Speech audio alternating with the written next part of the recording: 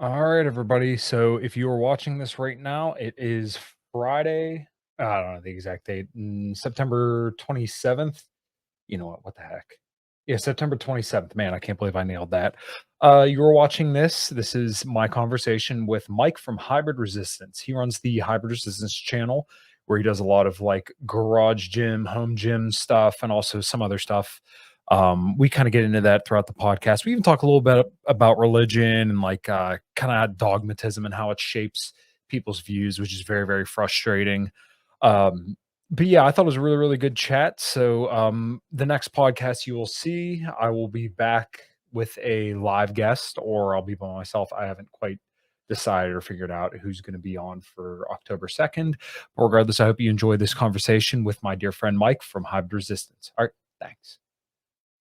All right, everybody. Hello. And if you're listening to this, I think my wife and I will be departing the boat that we were just cruising on. And as I always joke, I was drinking enough margaritas to either kill an elephant or give it diabetes, whichever one comes first. But you weren't here to hear me talk about that today. I have an awesome guest with me. I went down the rabbit hole of his channel where he does garage gym stuff and like a lot of resistance training stuff, which is something that I've wanted to kind of, I don't want to say pivot back over to, but get more guests like that on. So without this monologue, I have with me today, Mike from Hybrid Resistance. How you doing, man?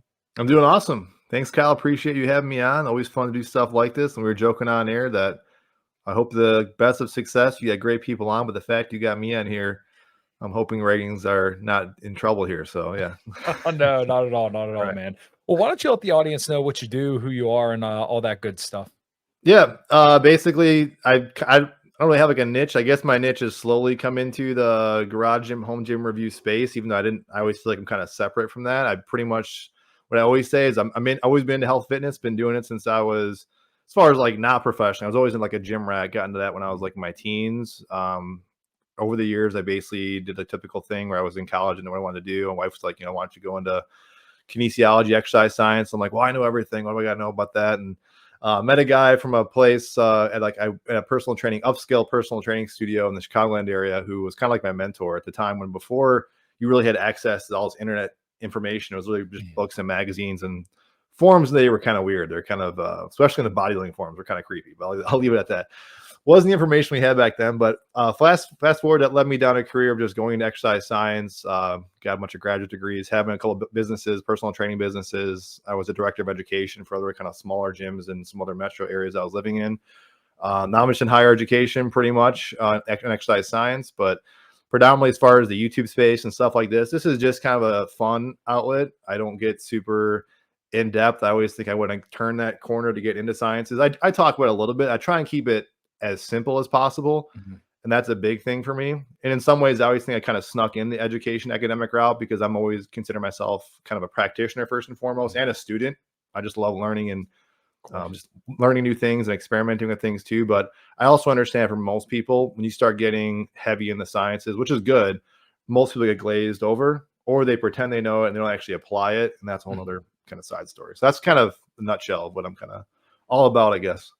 Yeah, I know I've found myself in trouble when I start talking about nutrition and health with people, and they generally have like a loose idea. Yeah, I should probably exercise or do something, and then I'm like, oh, no, no, no. There's like partial range of motion. There's this, there's that, and then sometimes I kind of have to like reel back in and just be like, okay, why don't we start off with like 2 full body workouts a week, and then just try to walk every here and there. But I'm probably much like you. It's just like as soon as you start hearing resistance training, it's like, okay, we'll start here, go there, protein, this certain way of training. Oh, this is more optimal. This right here, BCAAs, this protein powder, this protein source. But then you got to remember, it seems like you do a good job of it though. That like, okay, the person in front of us probably doesn't know that much about fitness, so we kind of have to, walk before we run.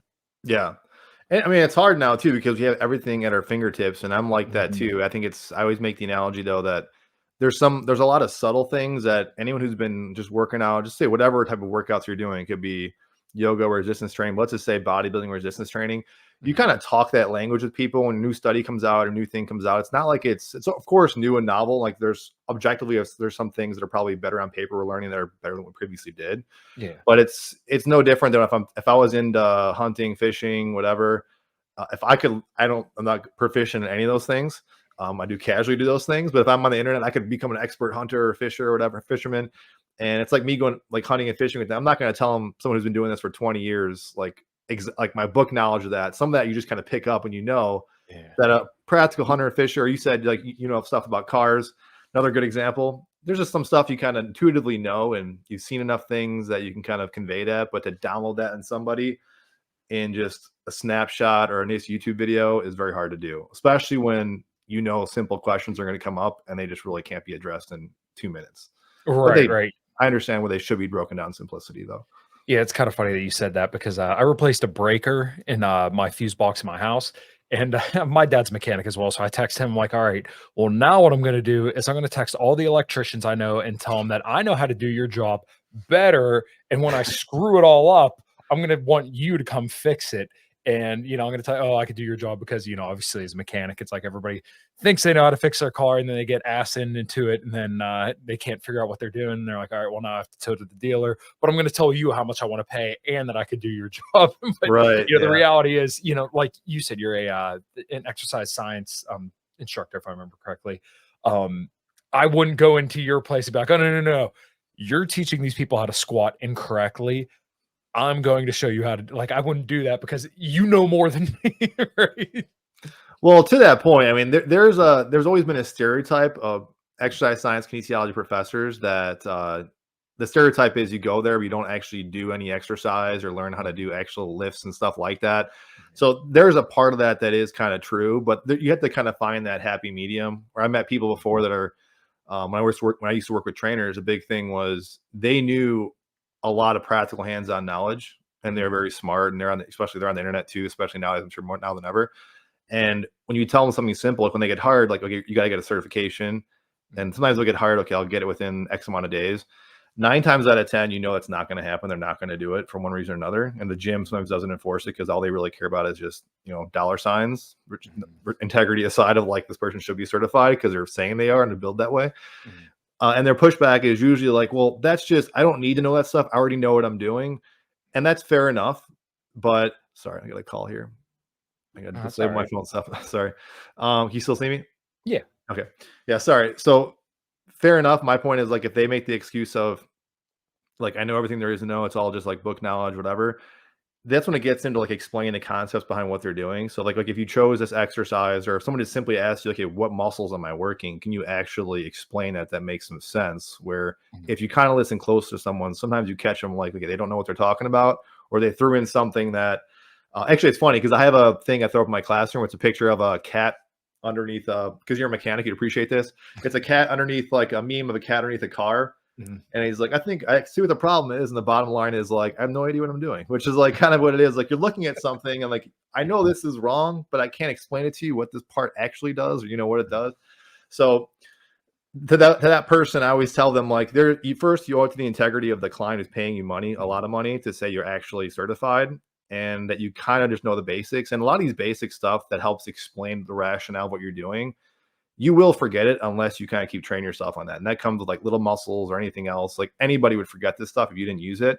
And I think you do use it. It helps kind of explain again the rationale of why you're creating certain programs and also why you're choosing exercises. And that gets a big part of the channel is my whole thing is a lot of things do work. It comes down to the person. It comes down to own personal adherence, but it also comes down to efficiency and what are your goals. So there's actually a video today I might make later on. If I actually make it, it'll be before this video is posted, about the same idea about, there's a lot of exercises. There's no bad or wrong exercises per se, or even equipment. It comes down to really at the end of the day is like, what is your specific goal? And are you choosing a tool that makes sense for that job, an efficient tool versus that's something that's kind of wasting time? And without kind of going on and on here, but one example would be something, there's a lot of stereotypical things you could say. It could be, why are you doing like so many crunches? Or why do you feel like you have to do burpees? You have to do kettlebell swings. It's just go ask the person, why are you doing that? And then you get the answer that might be an answer that really doesn't make a lot of sense. So the easy one would be like low hanging fruit is like, well, I have to do crunches because I'm going to zap my belly fat. That's the whole, spot reduction thing. And so there's a lot of examples like that I think at the end of the day, that's, I think, a path of a trainer should be, give them essentially what they want, but also kind of what they need. And I think that's also true, I think, on the internet with just information in general. Yeah, you always kind of have to tailor it down to the individual, really. And what came to mind when you were talking about that was like when it comes to deadlifting, I used to be big on like just traditional and traditional only. And then I remember I hurt my back and I was doing, I think I might have been doing conventional. No, no, no. I started doing sumo, but my sumo form was all messed up, and I ended up hurting my back. So I started doing trap bar, and then eventually I went back to conventional. And now, what I find is the most sustainable and like best way for me to personally deadlift is to do a sumo deadlift. And it's funny because when you do sumo, people are like, "Oh, you're not really deadlifting." But I'm like, "All right, well, if you can pick up 535 pounds in a sumo deadlift, then let me know." Until then, your opinion's disregarded. And they allow it in powerlifting competitions, but I tried to get my wife to start doing sumo deadlifts, and she's like, "Oh, no, no, it's just not comfortable for me." So she went back to conventional, and that's surely what she likes. And then showed her the trap bar, and she's like, "Oh, no, no, this is actually more comfortable." And I find that obviously trap bar is a little bit more idiot proof. Yeah, you're shortening the range of motion when it comes to a deadlift, but like it's the most comfortable for a lot of people without having to teach them like all the intricacies of doing a traditional or even a sumo deadlift, because that could really mess up your back if you're not careful. So I know that's kind of all over the place, but it's just like I said, the thing that kind of prompted that was just that for me, my physiology, sumo deadlift seems to work pretty well, less fatigue in my lower back.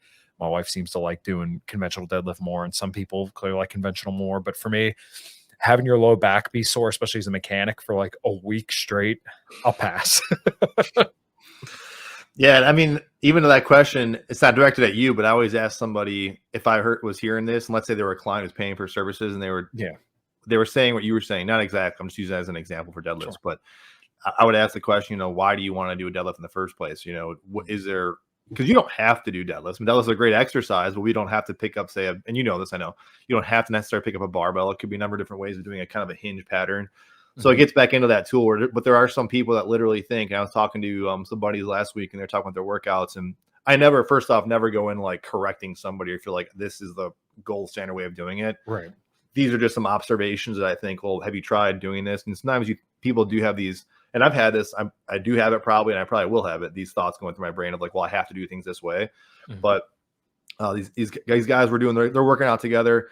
And when they were telling me their workouts, which is another part of the whole thing, like why are they working on in the first place? Their number one goal. I just did a poll like yesterday on my channel just out of Mhm. curiosity. What's everyone's goals? And I was resistance training goals. So I had Mhm. strength or just getting stronger, or like powerlifting or something like that. Then I had hypertrophy, or just basically increasing more muscle definition. I had body weight, even though no one was going to say that exactly because it would be a low percentage of that. And then I Yeah. had the last one I had something like, oh, just like I mix it up, whatever. And I think Mhm. the vast majority of people was just basically I want to increase muscle definition or muscle size, hypertrophy. So same thing. These guys was like that's their number one goal, but they were throwing in exercises like barbell cleans, which is a great exercise. Don't get me wrong. Yeah. But when they were explaining the rationale, I was like, well, they said something to the effect where like, well, aren't we just supposed to do this? I heard compound lifts are great, so I have Mhm. to. They want to throw them in there, Right. and I'm like, you could do that, but I mean, what is that? What is that taking away from the overall workout time you have? Is there better use of your resources? And just do you understand the purpose of why you're doing it in the first place? And I think most people, they just kind of hear things and they feel like they have to, they should do things when there might be just again, a path of least resistance. Yeah, it's kind of funny that you mentioned that because I think about this quite a bit, and this applies outside of the realm of fitness as well. People, even when it comes to like politics or something like that, they hear their preferred person spout off a talking point, and then they realize, oh, like they internalize that and never stop and think like, okay, well, why do I think this? So like you said, to your point of like deadlifting, okay, well, what is the purpose of deadlifting? It's a hinge pattern, right? But most people don't think about it that way. They think about it, hey, this is a lift where I can lift a whole ton of weight and it's a lot of fun to do and it feels really good. I'm not above that either. I mean, that's why I love doing the deadlift. Hey, there's nothing like holding 500 pounds in your hand because it's like, oh, how many other people on the face of the planet could do this? I mean, there's probably millions that could, but that like that's a very, very small percentage of people overall. But once again, you could get to that hinge pattern many different ways. You could do a hip thrust, cable pull through, or even like a Bulgarian split squat, leaning forward to target the glutes a little bit more. Those are all these different hinge patterns, but most people, don't think about a deadlift as a hinge pattern. It's just like, oh no, no, this is a cool way that I can lift a whole ton of weight. I am stoked to tell you guys about the show's new sponsor. I am now working with MTS Nutrition, which is a brand that I've believed in for a very long time, and they run awesome cells and they have awesome products. So I want to tell you about their amazing protein powder, which you're going to ask me how many pounds I have of the protein powder, and the answer is all of them. So here I got red velvet cake, 25 grams of protein, and they have the amino acids and everything on there, 59 servings. Peanut butter fluff, fluffernutter, 26 grams of protein, and then also the chocolate chip cookie, which literally has real pieces of chocolate chip cookie in there. So 27 grams of protein, 180. As I've talked about on the show, getting your protein in is very, very important. So make sure you hit that link below and purchase your protein powder through MTS Nutrition. Boom! Or I actually think sometimes half the time is, and I was like this for sure, and I still kind of am like this to a certain extent of like, there's a mentality you've heard throughout the years that to get that big, girthy, nice, big, thick back, thick glutes, the only way you're going to get that is you got to have deadlifts and squats in there. Like that's the only way that's going to come on. So for me, at least when I deadlifted, I was never really chasing, like I did have times of like powerlifting or chasing numbers, but it was really like just growing up, reading magazines and seeing guys like, well, if I want a thick back and a thick, thick glutes, thick hamstrings, I got to heavy deadlift, or it's just not going to happen. Or I'm missing out if I don't do that. That's where I was kind of going with that too. Yeah, no, I definitely think that's a thing too, because I know people would say like, okay, well, to get the depth of your back, you need to do tons of deadlift to hit the spinal erectors. It's like, okay, you could do tons of other exercises to do that too. Like if deadlifting kind of hurts your back, okay, well, why don't you try something else?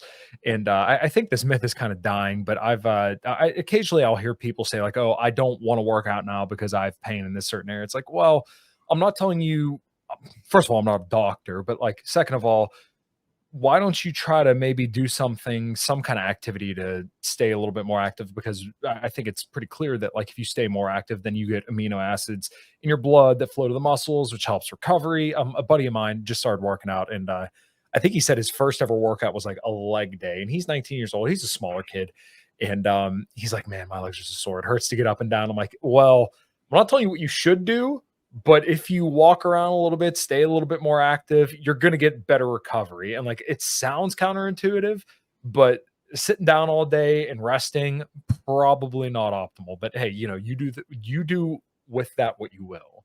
Yeah, no, that's a great point. I mean, that's I think I was dabbling just for fun and back into high intensity training, which you mentioned the X3 stuff. We could even get into that too if you wanted to, but For sure. they kind of have that mentality of just doing like the one set to failure and things like that. But I was doing more experimentation, but mostly out of necessity. Oh, I got to do a little bit of both because I didn't have a whole lot of time. And anyways, it was also just fun just doing like 2 workouts a week that were just really, really hard, and mental side of it and stuff like that.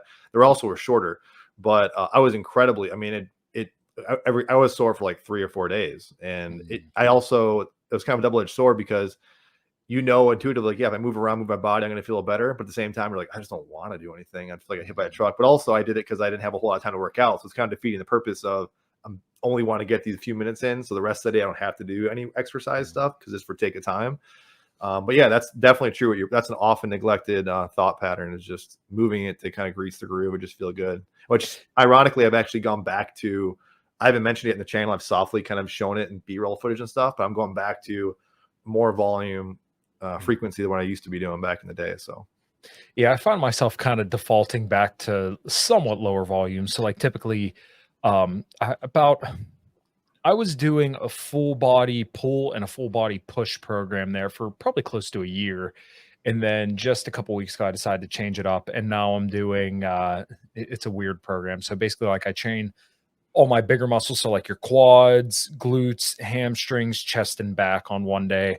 And then the next day I'll do like biceps, triceps, calves, and shoulders. I like it and it works for me. But like the full body deal, I felt like I was getting a little bit too much crossover between like the hamstrings and the quads, and especially like the glutes and quads, because like to do a lot of those patterns, you get a lot of like crossover. And I was doing a lot of powerlifting. I wanted to change up this program to do more higher volumes, but now I found myself going back to like 8 to 12. I was starting off doing like 15 to 20, and I was even doing some like lengthened partials. But for me, I like just doing the 8 to 12, and then on maybe like biceps or triceps, the smaller muscles, typically like to go to like 15 reps. I think that kind of spurred me in, or the thing that spurred me into that was, I think it was Eric Helms saying that he started doing higher volumes and saw some gains again. So I'm like, you know what? I just give it a try to see how it goes. But like I said, I kind of tapered back down.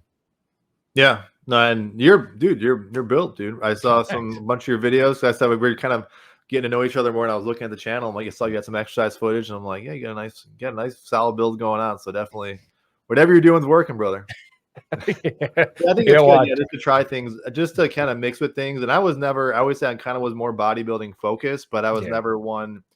And I might be different. I don't know, or what I don't know what the norm really is with most people, but I never was. I love bodybuilding magazines and reading about bodybuilders and this training, but I was never one to like, take my shirt off and look in the mirror and like really be anal about that stuff.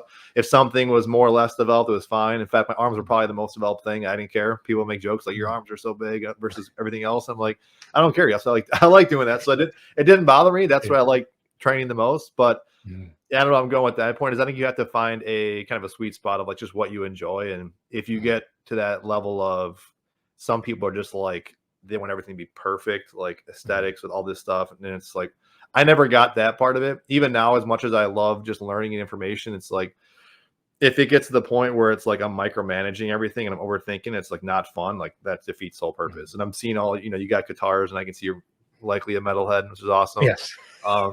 Back in the day, I was so into heavy metal music, and I always make not as much anymore. It's a whole other kind of side story, but it's still definitely there. My music is definitely more like instrumental metal in the background, but obsessed with it. I mean, I could tell you all, like I was one of those people that like concert freaks. Every band that came to town was like a heavy metal band. I had to see him. So name a metal band, I probably saw him. And but that connection was like a 1-2 punch. I was not very physical growing up. I was not really into sports. I wasn't disciplined.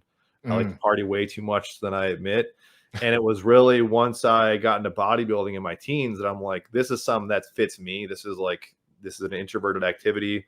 I got time to myself. I was one of those people I'm a social person. But with introverts, you kind of can handle only so much. So you got to have your own space and its own time. And it was really an outlet because I was really into that music, and obviously adolescence was part of that too. But it was a 1-2 punch of just lifting heavy things, being in the gym. Even though I had a kind of a program, I kind of got lost in what I was doing. It was just cranking out weights, doing repetitions, listening to metal music in my headphones. And that was a 1-2 punch of what really got me into everything. So it's just kind of that enjoyment factor versus if I approached it with a scientific realm of things, even though I wouldn't think I was trying to be somewhat scientific, I wasn't just randomly doing what I was doing. Yeah. I don't think I would have enjoyed it. It would have been an activity that would have been on par, that would just be so formalized, almost like how sports was. Like everyone took. I never was into sports because I felt like everyone was so obsessed with to a micro detail. I'm like, I just don't understand that. Yeah. Versus this is just moving my body and just having fun, almost like a form of self-expression that I kind of resonated with. So I think it's just the other element of exercise of kind of find the thing that matches the person. Because oftentimes then I can take my more lackadaisical, maybe instinctive approach and apply it to someone else who likes regimented stuff, and that's just not going to fit them. So that's always trying to find that sweet spot. Yeah. There definitely are some people who are a little bit more like, I don't mean this like in a derogatory way, but like very autistic about how their programs are. Like, I have to do this many reps and this much. And sometimes I feel like I can almost go to the extreme in that end. Like when I see people doing something, and not that I'm like judging, I don't care. If you're in the gym, I'm happy for you because you're doing something to improve your health. But like I see what they're doing. I'm like, there's like a more optimal way to do it. But then I think about it for like 2 seconds. I'm like, you know what? But they're here. They wouldn't be doing it if they didn't enjoy it. So what the hell, fill your boots with it. And yeah, for me, there's just something like mystical about Pantera and lifting the heaviest thing that you could possibly find. No, definitely. I think it's primitive. I think it's something about just our manhood too. I don't know what it is. I mean, it seems like metal music kind of has fallen out of the popularity of lifting. To me, it's like I could not imagine listening to again, no offense to hip hop people like that, but that can never happen to me. I don't understand that. No. But that's a big thing in weight rooms nowadays. When I was growing up, probably you were, I don't know how old you are, but you would never not hear you'd hear some like hip hop stuff, but it was like DMX in my era though, which was a little bit kind of different of hip hop, I guess. Yeah, I couldn't relate to the beats and stuff like that. I've never been into hip hop, and I like respect if you are, but like for me, I'm thankful that like I'm friends with the gym owners. They go to heavy metal concerts too. And I play in a band as well. They like my band, which is really, really cool. So they'll have like Bad Wolves, Disturbed, or more like modern rock and metal playing in the gym. So like, oh, that's cool. And then occasionally I'll hear like Eminem or something. Like, okay, I got to turn the music up extra loud. I fucking hate that. So Yeah. Yeah, I'm with you. I'm with you on that. Yeah. yeah, it's cool though. It's cool because like we have a little there's an Anytime Fitness that's a couple minutes for me that I used to go to, but now I go to one called Club NBT. And actually, the owner is an IFBB pro. She's sponsored by Axe and Sledge. I'm sure you're familiar with them. Yeah. Yeah, she's one of their like big models and just the coolest people ever. And it's a little bit of like a rough style gym, like in the back room. The walls aren't like perfectly painted. There's rust on some of the plates and stuff. It's not like dirty or anything like that, but like there's a certain vibe to it, and I really like it. So like on the wall, they have like all these Axe and Sledge flags with like the what the hell is it? Lift weights, eat steaks, and some other stuff, the All American Roughneck. And it's like a real blue collar kind of place. I'm like, yeah, this is like my kind of place. So I dig it. Yeah, those are the best. I've been in gyms. I was a gym rat before I never thought I could be working out from home. That's another side story, but those would be the gyms I'd be seeking out. I definitely was in my fair share of like upscale gyms and stuff like that. Yeah. But yeah, those are the gyms I love. There's a couple of famous ones. Quads Gym in Chicago. There's actually two of them. One where Ed Cohen used to lift, and the one on the north side, which is Boys Town, so it's not as hardcore, but it's actually, believe it or not, it probably is the best gym in the United States. I want to go up there and actually film the Quads Gym North, because Quads Gym South, you might know what the heck I'm talking about, but Eddie Cohen, the famous power lifter, he trained in Quads Gym South, and then Quads Gym North. He'd be up there once in a while. I didn't really know Eddie Cohen wasn't as big a deal as he was. I mean, he was always very popular, but most people, not the celebrity status he has now. So I always see him walking around. And but that place has it's like a gym museum. They have a whole Nautilus room. It's crazy. And then I'm thinking of the one in Massachusetts I was at. I think it's called Hard Knocks. It was the gym that John Cena trained at when he was younger. Oh, and I don't know if it might not even still be there anymore. But yeah, just that was just a dirty pit kind of a thing. I shouldn't say that. It was just kind of like messy, I should say. Yeah. But that's what I like. Yeah. Yeah, probably the biggest gym. Well, the two gyms that I trained in that I really, really like that probably have like some kind of significance. There was oh God, what the hell is it? Powerhouse Gym in Detroit. They had all these, signed pictures of all these different bodybuilders who were there, which is pretty neat. And then I also worked out in Attila's Gym in New Jersey, the one that notoriously Ian Smith had kicked down the door in 2020. And that place was really, really cool. And I remember like walking in there, I'm like, wow, this place is huge. They have all this merch and everything. And a little side story.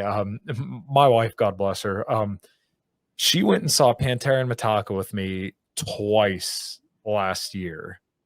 And so we went and saw Kelly Clarkson in New Jersey, which is real close to Attila's Gym. So I was like, all right, you know what, if you can go see all these metal we also went and saw Seven Dust and Static X. So she had her fair share of metal cons. She like enjoyed them, but that's not her thing. Clearly Kelly Clarkson is. So went and saw Kelly Clarkson. I got trashed. I mean, I was so hammered. I puked and everything. And then the next day I'm like, all right, well, let's go work out at Attila's Gym. And then I hadn't deadlifted conventionally in quite a while. So I pulled 500 pounds the next day. I'm like, okay, well, hungover and just puking. I think I'm doing all right. So that's usually what happens sometimes, how those weird things happen. Yeah. Yeah. So those were two cool places. But you want to talk about, well, I want to talk about the X3 specifically with you because I know you've been a big proponent of it. So I got it when I want to say it was the last round of stimulus checks went out. And I kept saying like, look, if they're going to do this, I'm against them sending out money for other reasons that we can get into if you'd like to. But if they're sending it out, I'm buying an X3 gym because that's like exactly how much in Trillion if they did. So I was like, all right, cool. And I used it for 12 weeks. And I remember I'm like, yeah, I didn't really get any gains from it. But I'm like, this still is a really, really cool tool to have around the house for things like you said. If you don't have a lot of time and, your schedule's real hectic, hey, bust this out. It's at home. You can get a couple 100 pounds of resistance. And it's not the same thing as free weights. We all know that. But still some movement is better than none. So I did the program for 12 weeks at one point, and then I was like, whatever, I'm going to go back to traditional weightlifting. But once again, it's still nice to have something like that around the house. So what was your experience with X3 and like, how did you hear of it? I think I heard about like everybody else, just the ads. I think that is probably the number one way everyone's seeing it. It's just the amount of money they're probably throwing at ad money, but just ad space, whatever. And people kept asking that channel to cover it, and I was already kind of covering it, admittedly a very niche thing that people were probably thinking this guy might be open to hearing me out, because most people did not. That had a very negative connotation in people's mouths. The fact that mostly because I think because of the price, it was, at the time, $500 with the bar and the foot plate and bands. And I can get into where I think that's kind of fair. I'm not gonna, people are gonna like kill me for that, but I'll get into where I think that might. It's for sure margined up, no question. They're making money, but I'll get into that later, where I think maybe it might be worth it as far as the price, whatever. But I was already using the Total Gym, and that's a whole other kind of side story. People kind of, I first started using that. That's again, I can get into that too. But people kept saying, check out the X3, and I just wasn't interested in it. I saw about it for a couple of years. I'm like, I wasn't really into bands. I'd use them, and to me, it probably got the same effect that most people have, where I saw that price tag and what it was. I'm like, nah, and it's like, forget this. And even his book, which is over here somewhere, Weightlifting is a Waste of Time. It's on my bookshelf over there. Same thing. I think I saw that book first, and I always think it's funny because when you see that picture of him on the rumor is that he photoshops everything. He jokes about that. But I always like that face on the book. I'm like, that does not look like him. When I picture Dr. Jaquish, I always feel like that. Just his face has never resembled that. So I always think it's funny. I don't know why I'm mentioning that, but I just pictured this different guy in that book who I pictured before, I saw for years prior to that. But it was just basically, long story short, I made the purchase because people just kept asking about it. So I did pay money for it. It wasn't sent for me for free. I always make that distinction. I was not promoted to plug the thing in any way, shape, or form. In my first video, I actually mentioned how I didn't really like it, and I think that's because, and people were lambasting, you're going too fast, whatever. And I tell people until I'm blue in the teeth, like, repetition range is there's a rhyme and reason for repetition range, but I just was also just used to going kind of a little bit faster. So long story short, I don't think I liked it because of that, because I was kind of repping out bands a little bit faster, and that's just kind of what I was used to doing. But it was once I kind of just started slowing the tempo down and just started seeing the appreciation of what it was. But primarily, if I'm being honest, it really was one exercise that made me just love it, and that was the bicep curl. I said there's a couple of videos that's probably one of my favorite bicep exercises. And I think I said this recently, that if I didn't have a functional trainer, there's really only so many ways you can work your arms. I mean, the Total Gym actually was great with arm stuff, but I love just going to the traditional gym and using a cable stack with a bar. I just love how that tension kind of feels. And I thought with a straight bar with the X3, that just lit me up right away too. And so just kind of playing around with that, it was really just organically, I realized also the functionality of people at home, like such as yourself, that just are looking for something simple. And I've had so many comments of all the things I've covered that people write into me, like unsolicited, that they just want to tell me they love it. It's the X3 without question. And I think for all the reasons you just listed. And sometimes we joke like, oh, people are just kind of drinking the Kool-Aid. I think most people realize it's some of the stuff they're saying is a little kind of overhyped, for lack of a better term. But there's no doubt that he kind of revolutionized, or just and I think because of the money they put in the advertising, let's be clear, for sure, the resistance band kind of phenomenon. And I think that simple template, that foot plate and the barbell, there's an argument that someone else did that ahead of time, which I forget the guy's name, Dick Hartzell, who had this like bar and a band thing, wasn't the same kind of way X3, I think, put it together. So I think he for sure made a niche that is still growing. I mean, there's still foot plates and resistance band systems like Harambe. They're making like a pre-order now. It's like a $500 foot plate. So there's definitely a market. People are paying a lot of money for these types of setups. But that's pretty much the long and short of how I discovered it. I don't use it every single day or every single workout. It's now just another tool in the toolbox that I bring out if I'm traveling. I'll throw it in the car. It's easy to bring with. So yeah, no, I definitely like it for, like you said, pretty much convenience reasons. And I gotta say, I didn't really think about it until you had mentioned it, that the bicep curl is probably my favorite exercise with it. The deadlift is nice because you can get a couple 100 pounds at the top without having to have all these plates everywhere in this huge gym setup, which, like, I'm okay with that. I mean, I got a 3-car garage out back. I'm planning on filling up a stall completely with gym equipment, and like I'm awesome, man. Let's have a giant ass home setup that I can, just go out and do whatever I want in. But I think the price tag is somewhat reasonable when you consider how much is going to be to get, let's say even 400 pounds of weight plates, a barbell, and everything like that. How much room that's going to take up, and then are you going to be able to set that down on your basement floor without having tiling or like rubber mats or something like that, so that way you're not damaging your floor. When you start factoring in the convenience, and then like how it is like a really nice product by itself, I think you could justify spending the kind of money on it, especially because they run sales so often. And then I think you have a discount code and some other people do. Not to say that you're like intrinsically tied with them, but like, people advertise it in a way of like, hey, this is what it is. I like it. I did a couple reviews on my channel where I was like, yeah, it's nice. It's good for at home, but with the claims, they're definitely a little dubious. It's a little, like you said, people, it seemed like drink the Kool-Aid. There's a lot of guys who, if you criticize it, then all of a sudden you get this whole just group of trolls bombing your comments. But for me, I like having it around. And like when I talk to people who are like, hey, I don't want to go to a gym or something like that, I'm like, well, this is a little pricey, but like for what it is and for what you want to do, it's probably a pretty good deal. Yeah, and to play devil's advocate too, because someone might hear what you said the first comment about, well, you can just get it's compared to weight plates putting a lot more.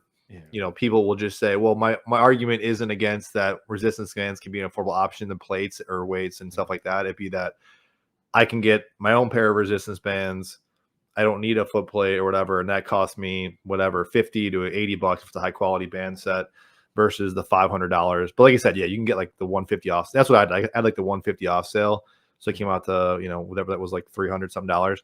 And just for me, I made a whole video about kind of justifying what that cost was, because it's really, yes, you can buy the bands itself for any high quality band set. You're going to pay at least, I don't care what, like Rogue makes some, Serious Steel, Clench, another good company. All shameless plug affiliates, but there's a lot of companies out there. But Yeah. all those ones basically are just latex, and even those have margins, no question. But if you buy like a $15 band set that you can literally, if I pull hard enough, I will break it. Those hard, good latex are going to cost you just the basic market price for like a 5 set is like $100. So that's $100 right there. And then you have like the actual bar itself, which is again USA made. There's always a little more cost you're gonna pay with that. The knurling I do like, but they do have knockoffs now on Amazon that are they're definitely not comparable, because you can tell like they're like super small holes. So my point is, you can get, and even now they have like, I think there are people out there like on Temu who are selling more legit knockoffs. They're actually metal. But basically, you could not find a barbell that was like that. And I've actually shown my channel, like you can use a pipe if you really want to, but that's like me saying the argument again. I could use a pipe and I can make a wooden squat rack if I really wanted to and save some money. So you can use that argument anytime with anything. So Yeah. there was that factor. And also the biggest thing is the foot plate. Now there's an argument like the foot plate rips the bands up, which I did a whole video on that too, which I could get into. But the hardest thing I think is replicating a foot plate. And the only company that was kind of close, you can get like a $20 foot plate, was just buying like those stepper things. And I just found there's problems with that thing where it's like you're clamping on the bands, it would always be kind of uneven. But the bigger problem, if you're like, why don't they make a cheap foot plate knockoff, is you need something like a really strong, heavy duty plastic. Mhm. Or like, yeah, my neighbor makes these these boards actually that I'm sitting on right now on the computer. So you gotta have a really hard, dense wood that then you just gotta like, again, saw it down so it doesn't scrape the stuff, whatever. So all that together, I think that's where the cost kind of comes in. So you could probably save money, made a budget version out. You probably get like 150, but you'll pay an extra 150 for just something that just looks a little nicer. That's the way I look at it. So. Yeah, I bought they make plastic guards, and it was when I was I'm in the X3 group on Facebook, and they have things from Witters Manufacturing, it's called. And they're little plastic guards that you put on the side of the platform. Because I remember when I first got it, my black band had actually started to tear a little bit, and they sent me a free one, no problem. Didn't give me any shit. I mean, I'm pretty sure it came within like a week or something like that. And this would have been I want to say maybe 2021. And then I bought those plastic guards and never had an issue ever since I started using those. But yeah, that happened to me too, by the way. I mean, because I still have I literally within a couple weeks that I was wearing, and I emailed Samantha. I was the main customer service rep. I talk to her all the time, not all the time, but whenever I have a problem, I ask her stuff. Right away, got back to me. It's like, well, you're probably scraping. And I think it was like, basically, it's that if you're not keeping that constant tension, you will prematurely wear those bands. And so right away when she said that, I was wearing them right away, and then they kind of stopped. So I still have my original bands. A couple do have like little nicks, which I probably should throw away. But the point is, I think if you are just having that like hard friction when it's moving up and down without keeping that constant tension, you will just start unraveling those bands right away. Yeah, I like Dr. Jaquish, at least in everything I've listened to, but I remember when he started going into length and partials, and I had Milo Wolf on the channel, who's kind of a guy who really popularized the concept of length and partials.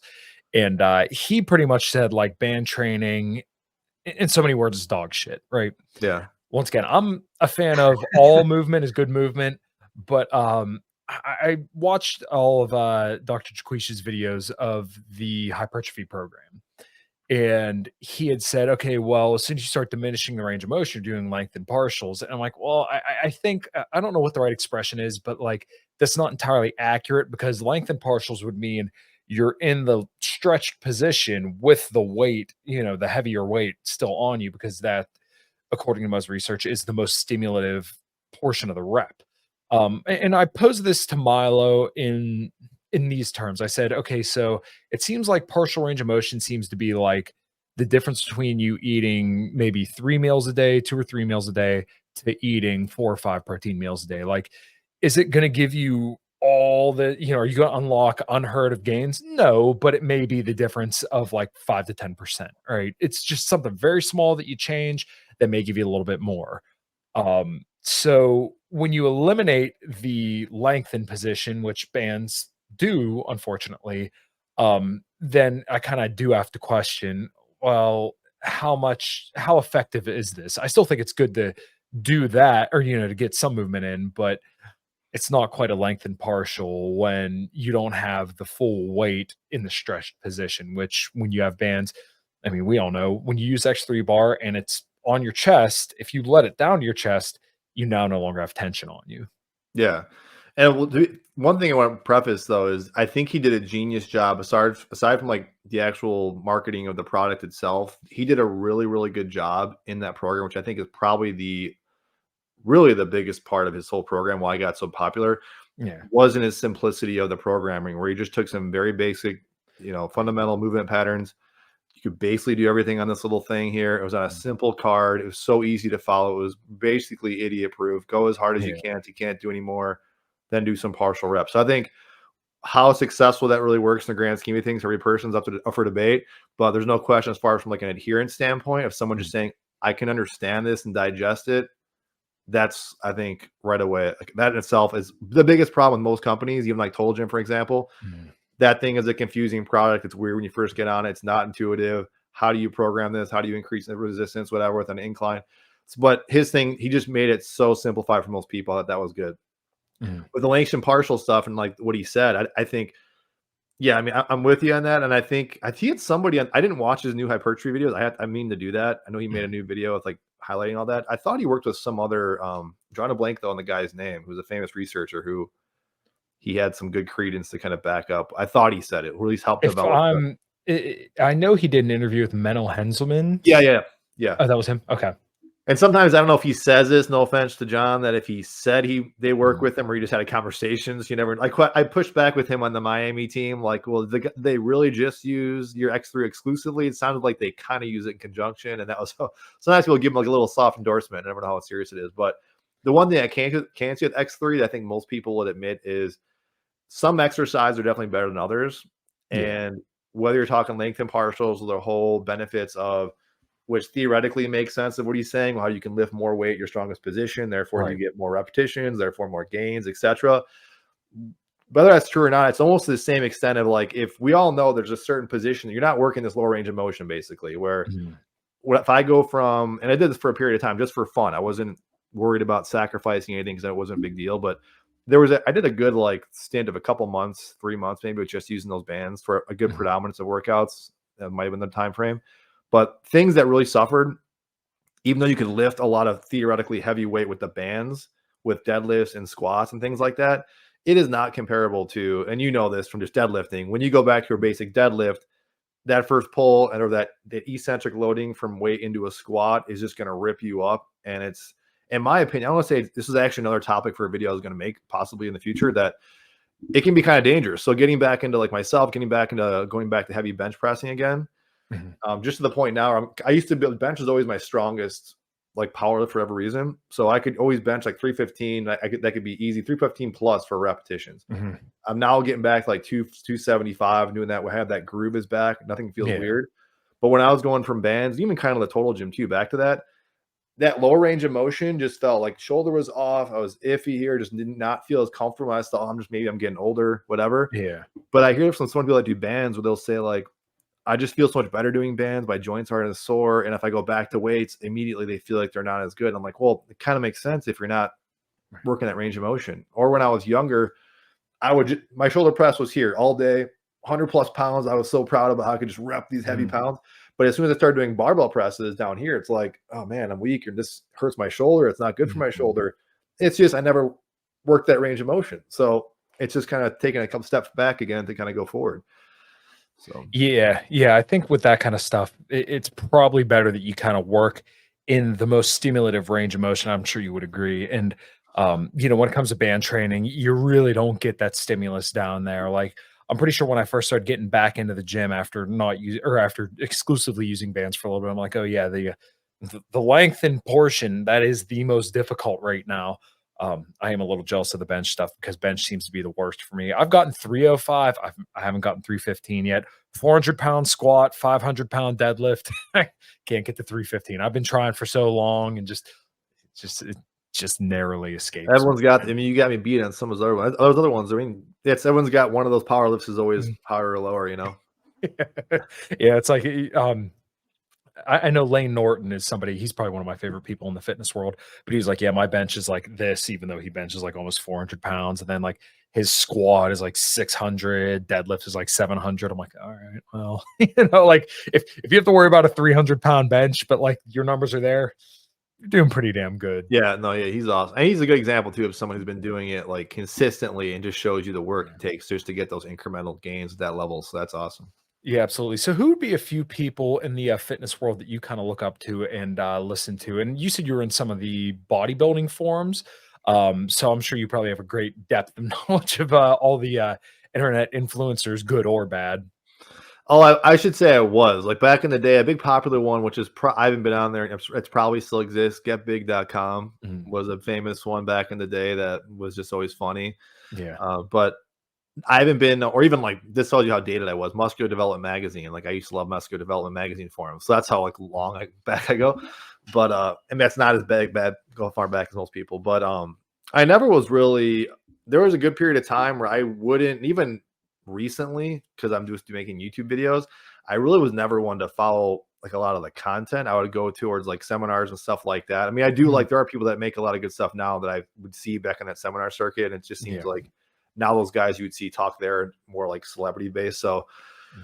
you mentioned Lane Norton. I think for nutritional stuff, I think he's awesome. And I think you really look for people. I'll use him as the first starting example. I mean, people that just don't have, even though he talks about this, like he'll have an inherent bias, but you'll hear this from anybody. I just heard this recently from, I just heard this in it might be a new interview because I just saw it literally yesterday. But point was, someone said, if you hear someone like you can kind of trust, is that the quote I heard, and this was literally yesterday, someone said like they're going to be kind of wishy washy Mhm. in their statements. So I think that's always the best answer. If someone gives you this like definitive answer, that's always like never really a good thing.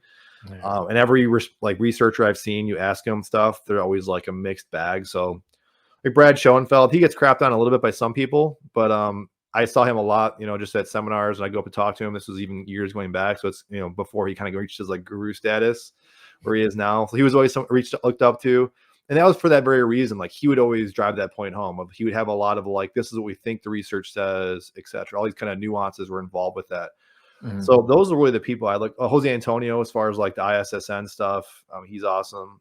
They're all in the same kind of vein. All those guys that I think you kind of respect, they're in that same level of just like they're happy to be wrong. I'm sure they have Mhm. a point they want to drive home.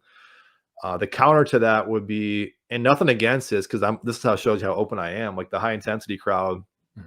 they're like the antithesis. So like they hate all the high volume guys. All that stuff is trash. It's all garbage. This is the only way. I'm not saying it's everybody, but that I'm always kind of skeptical. That gets in like you get into that religion dogma stuff, which you mentioned in the start. We're unfortunately in that world now where even stuff I say, I'm like careful with what I say because it's literally I'm very religious. So it's like literally like debating religion with people when it gets into my thoughts and opinions about nutrition, Mhm. exercise, and it's like talking about equipment and just basic training tips is always easier than saying I got the strong idea, strong. I can't stand it drives me insane, and this is like most people, dogmatism when it comes to just talking about anything, it drives me absolutely batshit fucking insane because, like, I could talk to people who vehemently disagree with me and still respect their points and consider where I may be wrong. But like when it comes to just about anything nowadays, politics, religion, race, resistance training, diet, people are just so freaking burrowed in. And like you can't have I visited one of my old work or old jobs today just because I still keep up with a lot of those people. And like I we were talking politics and I just kind of expressed one thing and he just could not even give me an inch. And like if I was in that situation or in his shoes, I'd be like, you know what, man, I disagree, but you're a good dude. You got your head on straight. Best of luck to you. But man, like most people, they just fucking want to fight you tooth and nail to get their point in your head. And I'm like, I don't get that urge. I mean, we all have something that's very sincere to us. I'm sure all beliefs, like if people want to talk to me about why heavy metal is like the devil's music or something like that, I want to strangle you because I'm like, this is like my life. But I can understand why you don't like it. But yeah, just I hate dogmatism. I think that's like where intellectual honesty, integrity, and like intellectual ability goes to die is just when people refuse to move or grant anybody any ground. Yeah, no, 100%. And I think even if someone has a dogmatic belief, as I would admittedly I do, ironically, with religious belief, Mhm. there are some things I would say these are dogmatized beliefs that I believe and accept. I will be happy to rationalize it. And I'm always I love we'll just use religion as an example. If someone's an atheist or really opposes that idea, I love it because it's the only way I'm going to learn. And that's honestly, it's going through that rabbit hole that makes me into being a religious person in the first place is just because I want to understand this for myself. And so the worst is I think when you get people that if someone wants to bury a point in you, it sounds like this is what happened with you, or someone wants to like Mhm. they want to prove you wrong, but they're not even going to give you an inch to like Yeah. talk back. And that's what this happens to me all the time. I won't say who it is in my life that's close to me, but they'll be saying something to the effect of like, "Well, I don't want to talk about politics. It's going that way." Like, all right, fair enough, whatever. But then they got to throw in that zinger, and Oh then yeah. they just lit the powder keg and they want to light it and run. I'm like, okay, well now we have to talk about it, and Yeah. it just goes from 0 to 100, Mhm. stuff like that. So that just not being able to have an open mind and be able to have just some sort of expression back and forth, and you just know it's like low tier stuff if someone just says something negative with nothing to back up for it, which Yeah. sometimes people have. They're like, this is their idea, like this is what they think, and they just leave. Whether Mhm. that's a religious comment or a fitness, nutrition comment. Mhm. Yeah, it's So kind of funny that you mentioned the whole powder keg and the way that people are with that kind of stuff. You said you'd watched some of the religious guy had on, and Jay Dyer was one interview I remember. And once we got off, he was like, "Hey, man, thanks for not being like dogmatic or anything like that." I'm like, "Dude, you know way more than me when it comes to religion and stuff like that. Like, I'm a retard. You're giving me your time." And you're very, very knowledgeable about Orthodox Christianity, which just fascinates me as an agnostic. I didn't grow up religious or anything like that, but like as I get older, I tend to I don't want to say gravitate away from my position, but I'm very interested in learning more. And maybe I will change my mind. I don't know. My wife's a Protestant and she's not like practicing or anything like that. She just believes in God, had experiences that were sincere enough to her that said, "Hey, beyond any reasonable doubt, I believe in God." Respect it, love her, obviously. But like, it was kind of almost odd to me that he said that because like, I don't know if you and I sat down for a conversation about religion, I'm going to listen to you. I'm going to shut my mouth. I'll ask you questions if I don't know or if I need you to like explain or, expand upon something. But like, I don't know, people who just like flat out shut down the conversation without any kind of back and forth. I don't know. Like that's just that seems so weird to me because like why wouldn't you want to learn more? When I had him on, is like, oh no. Once again, you're somebody that's very well esteemed in your field and you're very knowledgeable about this kind of stuff. So I have all these questions and let's crawl, walk, and then maybe we can run by the end of the conversation. And hey, maybe the next conversation we had, we can go from running to powerlifting or something like that. yeah, he's funny. I like Jay Dyer stuff. Even Mhm. and I'm Catholic, and he doesn't say he's anti-Catholic, but he's Yeah. definitely not Catholic friendly. But I love listening to him. So that's an exact. I actually listened to him yesterday. So ironically, as you brought him Nice. up. So as much as he's not in my kind of belief system, I think Mhm. he's entertaining. Now it's funny you said that too because he has that personality that can come off abrasive to some people, Yeah. especially about his points. So it's I mean it just shows again when you get off air, and that's you learn a lot about people off recording too, because that's Mhm. something else I've learned just with like talking with companies and then even doing like casual interviews is sometimes some people, and this is like I'm taking a big U-turn all over the place now, but Oh, you're good. it's like you sometimes you're just like you just want that real experience. And I think that's where like it's open dialogue, open conversation. It just like just shuts down the humanity. Well, you are just literally like that NPC thing we're all talking about. Where just like you're just an automaton. You just repeat stuff. And like that's the worst. Mhm. And I just feel like sometimes you get it with people too. It's like at the end of the day, they just can't. It's just they're there for one purpose. It's business, and they get off, and that's what it is. You know. It's so. I don't know where I'm going with that part, but anyways, yeah, I think. Yeah, go ahead. Sorry. Yeah, no, it's I completely understand what you're saying because I've Jesus interviewed probably over 250 people, I want to say, and there are some people who it's like when you're off air, real short sentences, no conversation, and then as soon as you're on air, they just like flip a switch. And I don't know, man, that's not me. Like I enjoy conversation with people where I feel like I don't have to pull them along for the conversation. I like where it feels natural. I don't have to like bring up points or point you this way, point you that way, where there's like a natural flow conversation, which I think this conversation really has been. I don't like preparing, like unless there's like a specific thing I want to cover with somebody. But for the most part, I'd much rather, sit down with somebody and feel like, we're at a bar or something like that. Or like, hey, I just met you at this sandbar down in, Miami, and we're going to drink a margarita and talk about life. Like that's what Yeah. I want to do. I don't want to have conversations where it's just like this incredibly boring, rigid thing and then feel like I have to cut it off at a certain time. Like, I don't know, man. And just uh, be I don't know why it's like such a big ask to be like who you are off camera versus on camera. Like I understand there's private lives and stuff like that, but for me at this point, I've not necessarily sacrificed, but my online persona has denied me a job, unfortunately. And I kind of knew that going into it, but I don't have a choice other than be the most genuine person that I am in person and on camera. So I know that's kind of all over the place, but yeah, just like the two different people on and off air, it's just Well, you I'm bring up not a into really it. good point that I think we could wrap it around to fitness and home gym equipment in this Yeah. industry we wanted to, but it applies to everything. And this, I think about this a lot. And there's always kind of like this, especially you could talk political stuff too. There's just in society, there are these unspoken things that we know are just in the background of every conversation. So All right, guys, we are going to take a quick break from the show to tell you about the show's sponsor. We are now brought to you by Fox and Sons coffees. You can see right here, I got the Den Blend Dark. Really enjoy that. I've been drinking a lot of their Brazil honey prep right here. As you can hear, there's not a lot of beans left in it because I've been drinking it quite a bit.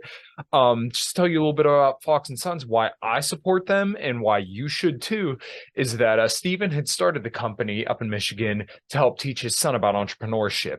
I'm all about that. And I do firmly believe that in order to spread liberty in our lifetimes, we have to support those who support similar values as us. And Stephen does support all the same libertarian values that I bring and talk about on the show a lot. So go to foxandsons.com, use code Kyle at checkout to get 15% off of orders $25 or more. And there's always free shipping whenever you place an order that is more than $37.99. Find their coffee absolutely fantastic, and I'm sure you will too.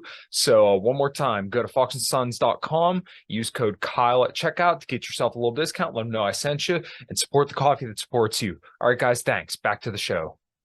we're in a situation where like this happens to me professionally at work, but it happens even with doing fitness content where it's like we know the background of what we're all trying to say, but we literally can't have that conversation because it's people just feel uncomfortable or they're not willing to put that on the line of like actually expressing themselves to the point now, like you said, like you can't even like it's hinders just you're just getting a job of doing something like else, just having basic, just expressing yourself. Cause all you hear throughout, this is one of the ironies. We always hear these things, well, express yourself, be yourself, and just it's all these kids movies, be free to say whatever you want. But you're really not. We know that's not true. So it's like you can't really do that. So these are just lip service, and I hear that stuff all the time. I won't say where I hear it, but it's just like it's all fake. We all know it's full of crap, but we can't really say that. It's like that's the world we live in, unfortunately. Yeah, I like you said, it's kind of like we have some underlying truths that kind of guide the way that we look at things culturally and societally. But when you either speak to them or even speak against them, then people look at you as like a heretic or like some kind of, like the devil incarnate or something like that. But really, if we can't question things like that or people aren't comfortable discussing that, then it's like, okay, well, what kind of society have we fostered if we can't just kind of get to the root assumptions of everything and feel comfortable discussing that? Not like saying we should go the saying I always think of is like, okay, well, understand why a fence was put there before you tear it down. But we should be comfortable discussing like the roots stuff. So, like you said, you're religious. So, like, if I ask you why you believe in God, I'm sure you would have a good explanation for that. You're not going to get mad about it or anything like that. But like when you can't question beliefs, then I think that really creates a bad environment for people because you're no longer really able to be intellectually honest if you can't have a conversation around things that make us uncomfortable. And really, that's kind of what I think that we need to have in our society is the ability to question things and have an open dialogue. Because when you shut off a certain part of dialogue, then I think a lot of people feel almost incentivized to cross over there and figure out why, let's say metaphorical fence was put up rather than just if we had an open and free dialogue and you weren't canceled for stuff, then people would just say, "Oh yeah, well this is for that reason," and then we could go on about our merry way. Yeah, and to wrap it back to even the fitness, I mean, I think so much of this, and it's like we're all just a product of our influence. I say a lot on the channel, but even like whether that's religious influence, and I can understand if someone's an atheist or anti-religion can say that point. Well, it's indoctrination system. I get that. I can understand that. My counter to that would be show me what you're not doing that's not indoctrination or has some sort of religious or some sort of influence. And Mhm, you definitely see this in the microcosm of like health and fitness. I mean, it's all mhm, just trends that keep repeating themselves and over again. And usually you see the drippings of the trend coming, and then okay, now it's in full bore. I mean, mhm, you can think of any trend you saw. It's like you saw the drippings coming, and then it's like everybody talks about it to the extent where, well, I won't give examples of that, but let's just say just influence in general. I think that's on the channel. I fight that all the time because it's like I'm referencing this a little bit even with the home gym culture because it was literally the point where everyone kind of knows this is true. It's like the home gym culture, really the modern day home gym culture is built out of CrossFit and CrossFit type of S training. mhm. Where when I got the total gym, that was kind of like a countercultural type of thing. I was like, Uh-huh. just it's another tool. And people are like, well, it's so ridiculous looking. It's an infomercial thing. I'm like, yeah, but it's a tool I could still utilize. Versus Mhm, if you didn't have a squat rack or a barbell, it's like don't even have a home gym. It's like that's the only way you're going to get strong or get muscles or do anything. When going back to when we started with, I'm like half the people I talk to, the vast majority of them, well, don't get me wrong, you can get all your goals met with the barbell and squat racks. When I talk to them, it's almost like that is the least tool that's really they need right now because one, they have no interest in learning the skills, mhm, any of those exercises. They might be concerned somehow subconscious with weights. But the idea is they just think automatically if I look up, I need to get strong or get fit, they're just bombarded with it's just weights and plates. I think that's gone now. We're seeing bodybuilding come back full circle again yeah. to where it used to be a little bit like more like that. At least when I was growing up, that was kind of more popular. But my point was, yeah, just the home gym culture itself is a product of that, where everything is just it's all based on influence, which we all know, and that's where there's so much money behind all this stuff. So Yeah, I think one of the things that's kind of irritated me about health and fitness stuff is the dogmatism when it came to like diet. Like now the big thing is anti-seed oils and anti-artificial sweeteners. I'm like, my God, but like the volume you get of some of this stuff, if you're not eating fried food, like if you eat fried food, okay, I kind of understand why you're ranting and raving against seed oils because you're getting like these heavy, calorically dense foods that taste good, but I mean, let's face it, like they're typically low protein, high in carbs and fats, which it's not just the carbs, it's not just the fats, it's both together that tend to make things very, very tasty and very, very easy to overeat. Um, you see people just dying on the hill of seed oils. I'm like, well, if you actually like look at the literature, they're not that bad for you. And once again, the little spray of seed oil you put in your pan, or the little maybe teaspoon of seed oil and a piece of candy or something that you eat, once a week or something like that, it's probably not gonna kill you.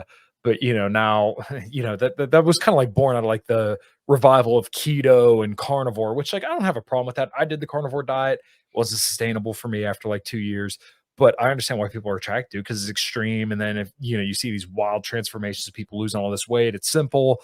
And then people get a couple of years down the line. And I remember seeing this in carnivore groups where people would be like, "Oh my God, I had coffee with a whole stick of butter in it for breakfast, and then I had 6 eggs, a ribeye, and then a whole pound of brisket for lunch, but I had 1 blueberry and I gained 2 pounds. It's the fucking blueberry." I'm like, "You guys are driving me nuts."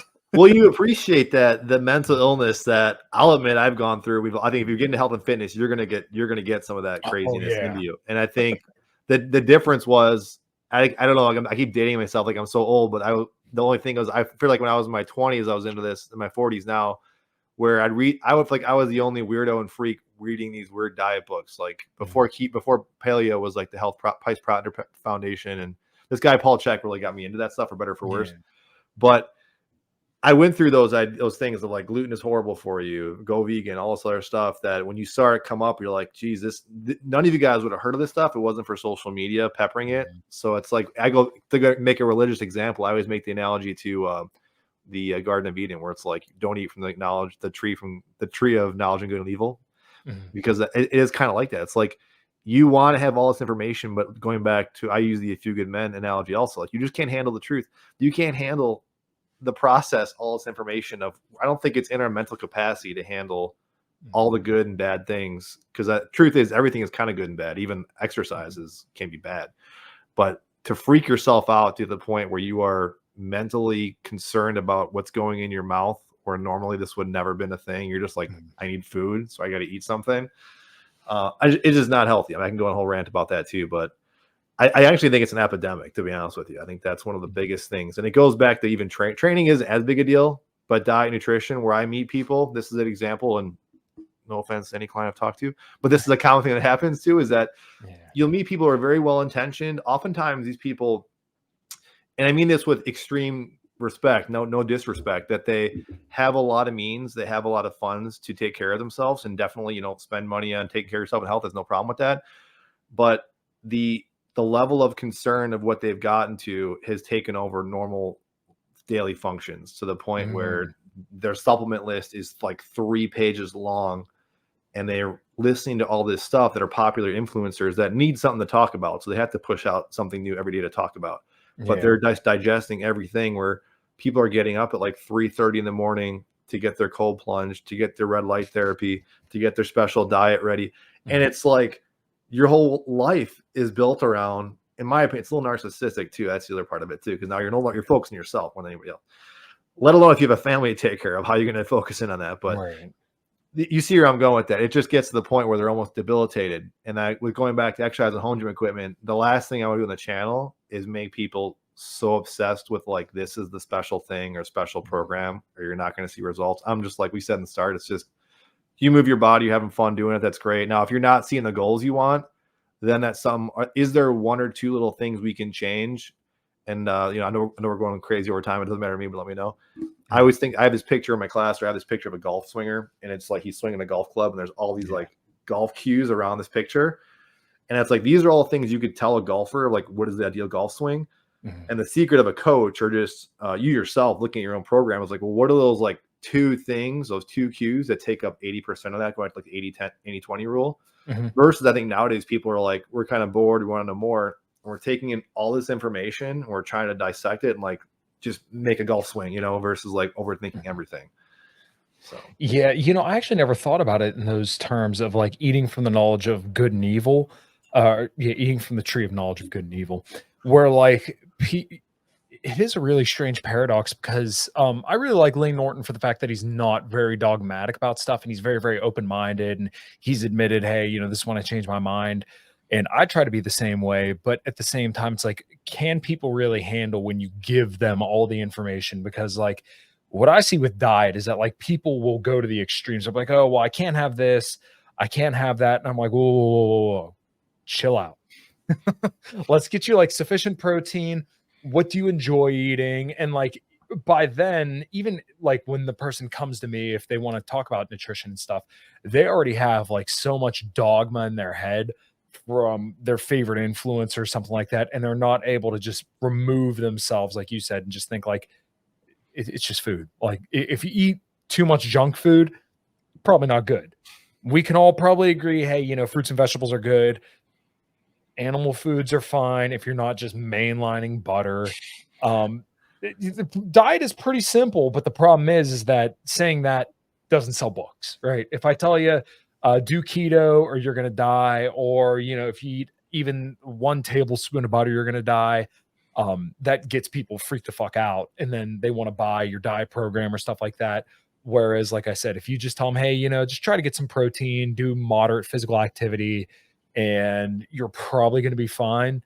That's not as sexy, but it just drives me nuts, because anytime that people want to talk nutrition, I already know that typically they're coming one way or another. And I've been through or I shouldn't say every single diet fad, but like more recent, like carnivore and the keto stuff, and then now I'm more of like a flexible dieting guy. It's like, hey, this works for me. Um, I think people should probably just have good guidelines around food. They shouldn't make hard rules, because what happens with the hard rules? As soon as they break one of those little hard rules, it's like off to the races. And this happened to me with carnivore. I don't think it's sustainable for people when they have these hard rules around food, because as soon as they break it, then it's like, okay, well, let's just go all in now because I already fucked up a little bit. Yeah, totally. And I think with training, sometimes going back to like results with like seeing mostly like muscle gain and stuff like that. And like we talk a little bit about intensity, but I mentioned this story a lot when I was younger, that one of the biggest things that helped me back when I was younger was kind of following set templates, in the sense that I had these artificial governors on my training where Mhm. I had these special days to work out, and then I had these special rep schemes I was doing. And by doing that, I was kind of putting the brakes on, for lack of a better term, just intensity. So I could have done a little more. Sometimes I did too much of just like light or nothing weights, but a lot of times it was just like I had this set point where I'm like done. And if someone's following a program, it doesn't allow them to experiment and just try some other things that they otherwise might not have been just afraid to, trying. And I think at the end of the day, I think whether it's nutrition or even exercise, you've probably heard this, is just like the number one thing we know that works is just adherence. That's one of the most important things. And I make the analogy a lot of like, have a whole Karate Kid theory with like how Mr. Miyagi was like the best coach, which I can Mhm. spare you if you want. I can get up, otherwise it'll take up too much time. But one of those, I think, is just the idea of like when you think of just like the idea of like recommending just a simple thing to a client. This is a good thing for a coach to a client relationship, because if the client can't do this one simple thing, everything else you're going to tell them nuance is probably worthless. But you said Mhm. something like just simply take your own lunch to work. The inevitable question is, okay, well, what do I put in that lunch? Like how many macros, like how many calories? And then like if you just don't know, just pack your own lunch, versus what you normally do is going eating out like the cafeteria or like going Mhm. out to eat whatever. Inherently, a lot of things are going to happen through those lifestyle factors. You're probably going to eat less. You're probably going to be more mindful of what you eat. Both Right. those 1-2 punch are going to lower calories. You're probably going to consume less. You're actually taking some initiative. There's some discipline involved with that. And it just shows the coach that you actually can just do something consistently before we give you something that is a task you can't do, which is like if I gave you a spreadsheet of like, here's the macros and everything else, odds are you're not going to do it. And that's kind of the last point, is like you have to really, that's what I do when I try and talk with somebody, is if I'm a betting person, I'm betting on them to fail. They're not going to make their goals, because Right. most people, especially the health goal. So Mhm. the job should be is like, what did you do in the past that was not working? Let's play detective work so that we can find unique ways so that you are just consistent, maybe first and foremost, and adhere to it, but find out what got you off the rails in the first place. Mhm. Yeah, I think that's probably a decent place to wrap it up then. Compliance really is the science. If you can't enjoy it, if you don't like doing it, if it's too complicated for you, you're probably not going to stick to it. So, Mike, this was an awesome conversation, man. We should definitely do it again sometime. Let everybody know where they could find you, support you, and all that good stuff. Yeah, thanks, brother. At any time, you can find me at Hybrid Resistance at the YouTube channel. And then I have hybridresistance.com. Not a whole lot goes on there, but there's some links there if you guys want to help support me in the channel. Also, some promo codes, shameless plug.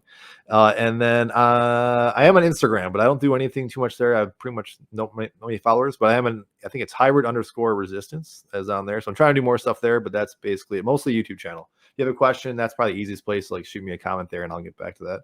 I try to get, try and pay attention to every comment and address every comment that I see come through. So I usually will see it there. Nice, man. Well, like I said, this is an awesome conversation. I'm glad you could stick around for it. Everybody, thank you so much for listening. Until next time, take care, guys.